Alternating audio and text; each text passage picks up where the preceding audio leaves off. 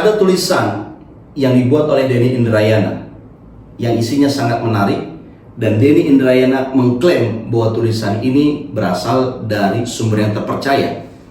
Kali ini kita akan bedah, karena Denny Indrayana mengklaim ini adalah tulisan yang bersumber dari sumber yang terpercaya. Ada menariknya, kita bedah.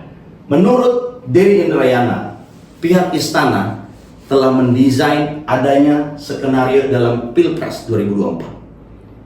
Sederhananya adalah kita lihat ada plan A istana, ada plan B istana. Istana mendesain dalam plan A bahwa nanti dalam pemilu 2024 Pilpres pemilihan presiden hanya ada 3 calon, di mana 2 calon presiden harus berhasil memangkas suara Anies. Makanya komposisi 2 calon presiden itu harus beririsan dengan suara pendukungnya Anies. Di dalam plan A disebutkan bahwa 3 calon yang akan digadang ini adalah, yang pertama adalah Ganjar, Prabowo, dan Anies Baswedan.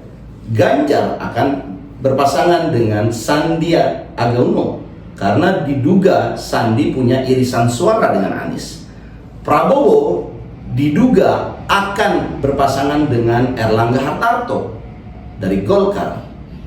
Prabowo punya suara beririsan dengan Anies. Jadi 2 calon ini diharapkan bisa memangkas suara Anies. Ini dalam plan A. Kemudian pihak istana menurut tulisan Denny Indrayana juga punya plan B, di mana dalam plan B ini hanya ada 2 capres, yaitu Ganjar dan Prabowo. Sedangkan Anies Baswedan gagal karena tidak punya tiket.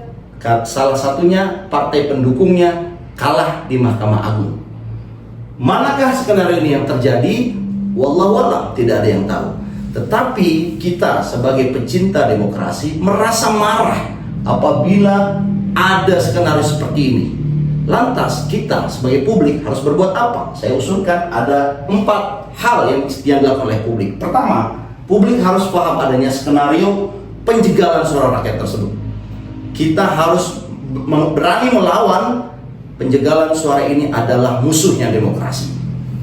Publik harus bersatu melawannya. Publik harus mengatakan tidak, kami tidak mau ada skenario A ataupun skenario B. Kami mau pemilihan presiden yang sehat, yang demokratis, yang jujur dan adil. Publik harus melawan pembajakan demokrasi. Dan yang terakhir, publik harus mengatakan bahwa demokrasi harus tegak lurus sesuai dengan aspirasi kekuasaan tertinggi, yaitu ada di rakyat, dan itu dilakukan setiap 5 tahun sekali dalam jangka waktu 2024. Saya Ahmad Nur Hidayat, demikian opini saya, mudah-mudahan bermanfaat. Assalamualaikum warahmatullahi wabarakatuh.